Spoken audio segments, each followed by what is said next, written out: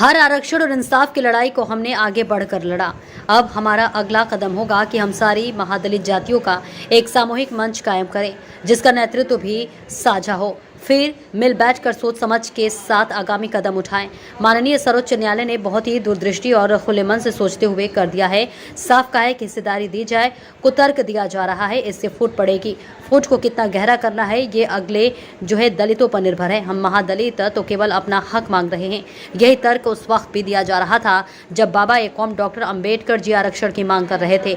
तब भी यही कहा जा रहा था कि इससे देश में फूट पड़ जाएगी, देश कमजोर होगा। और ऐसे तर्क आज दलितों में फूट डालने वाले अगड़े दलित दे रहे हैं। इन तर्कों के उलट ऐसी बहुत सी मिसाल है कि यदि सारा आरक्षण हड़पने वाले अगले दलितों में फूट डालते हैं। पहली मिसाल मायावती जी की ही ले लीजिए। मायावती जी उत्तर प्रदेश विधानसभा की 403 टिकटों को बांटते हुए पूरा ध्यान रखती हैं। एक भी टिकट वाल्मीकि कौम को न दिया जाए। मायावती जी ने उत्तर प्रदेश के कई जिलों के नाम दलित महापुरुषों के नाम पर रखे, मगर वाल्मीकि नाम कहीं नहीं रखा। 1,08,000 से ज्यादा सफाई कर्मचारी पदों पर भर्ती की, लेकिन इनमें 8,000 वाल्मीकि भी नहीं चुने गए। तो जहां वे पूरे हो सकते थे वह जगह भी उनसे छीन ली गई। मायावती गोहाना नहीं आई, न मिर्चपुर पहुंची। हाथरस उत्तर प्रदेश में होते हुए नहीं, इसका क्या कारण हो सकता है? अगर दलित एकता का मसला है तो गोहाना और मिर्चपुर के दलित उनकी सहानुभूति के पात्र क्यों नहीं है, जबकि उन्हीं दिनों हुई अन्य घटनाओं में वो पहुंची क्योंकि वहां दलित नहीं सजातीय मसला था। मायावती की तरह की कांग्रेस में भी दलित नेत्रियां हैं। एक होटल अटल सरकार के समय बनाई गई, नाम था वाल्मीकि अंबेडकर आवास योजना। जैसे ही कांग्रेस की सरकार बनी, दोनों सक्रिय हुई और उस योजना में वाल्मीकि नाम हटवा दिया।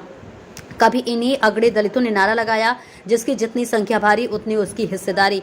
फिर कहा कि 6,000 जातियों को जोड़ा जाएगा, 85% बात करने लगे। और अब जब सच में अमल में लाने की बात उठी तो अपने बड़े भाइयों महादलितों के विरुद्ध खड़े उठे हैं। हम आज भी केवल हिस्सेदारी ही चाहते हैं, जो कि हमारा हक है। जहां तक दलित एकता की बात है, हमने तो हमेशा आगे बढ़कर लड़ा है।